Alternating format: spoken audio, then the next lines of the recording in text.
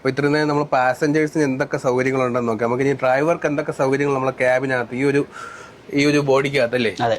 അപ്പോൾ നമ്മുടെ ഈ ക്യാബിന് ഏറ്റവും പ്രത്യേകത എന്ന് പറയുന്നത് വലിയൊരു സ്പേസ് ആണ് ക്യാബിനകത്തുള്ളത്. അപ്പോൾ ഈ ഒരു ബോഡിയുടെ പ്രത്യേകതയാണോ, ഈ ഒരു സിംഗ് ബോഡിയുടെ പ്രത്യേകതയാണോ ഈ ക്യാബിന് ഇത്രയും വലിയൊരു വേറെ ഒന്നും ഇല്ല? ഇത്രയും ലെങ്ത് ഉള്ളതില്ല, ഉണ്ട്, പക്ഷെ ഇത്രയും ഇതിലുള്ളതില്ല. ഓക്കെ. അപ്പൊ നമുക്ക് ഫ്രണ്ടിൽ ഒരു ഇത്രയും സൗകര്യമുള്ള ഇരിക്കാം, കിടക്കാം, അല്ലെ? രണ്ടുപേർക്ക് ഇരിക്കാം, സുഖമായിട്ട് കിടക്കാം.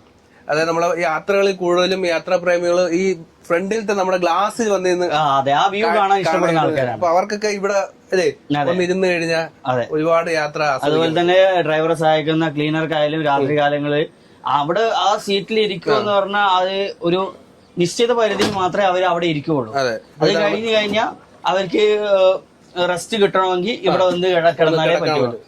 അപ്പൊ അവർക്കൊരു കംഫർട്ടാണ് ഈ ഒരു ക്യാബിൻ കൊണ്ട് ഉദ്ദേശിക്കുന്നത്. അതുപോലെ തന്നെ മേളിലും ഇതേപോലെ തന്നെ ഇതിന് മുകളിലും ഒരു ബർത്ത് ഉണ്ട്.